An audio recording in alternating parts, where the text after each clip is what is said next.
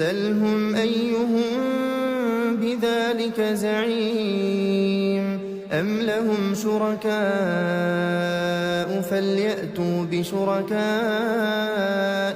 إِن كَانُوا صَادِقِينَ يَوْمَ يُكْشَفُ عَن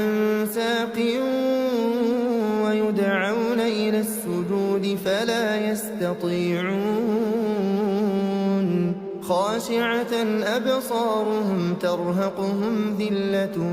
وَقَدْ كَانُوا يُدْعَوْنَ إِلَى السُّجُودِ وَهُمْ سَالِمُونَ فَذَرْنِي وَمَن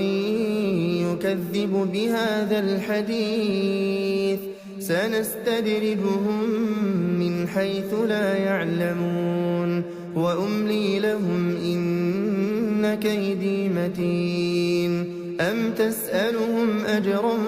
فَهُم مِّن مَّغْرَمٍ مُّثْقَلُونَ أَمْ عِندَهُمُ الْغَيْبُ فَهُمْ يَكْتُبُونَ فَاصْبِرْ لِحُكْمِ رَبِّكَ وَلَا تَكُن كَصَاحِبِ الْحُوتِ إِذْ نَادَىٰ وَهُوَ مَكْظُومٌ لَّوْلَا أَن تَدَارَكَهُ نِعْمَةٌ مِّن رَّبِّهِ لَنُبِذَ بِالْعَرَاءِ وَهُوَ مَذْمُومٌ فَاجْتَبَاهُ رَبُّهُ فَجَعَلَهُ مِنَ الصَّالِحِينَ وَإِن يَكَادُ الَّذِينَ كَفَرُوا لَيُزْلِقُونَكَ بِأَبْصَارِهِمْ لَمَّا سَمِعُوا الذِّكْرَ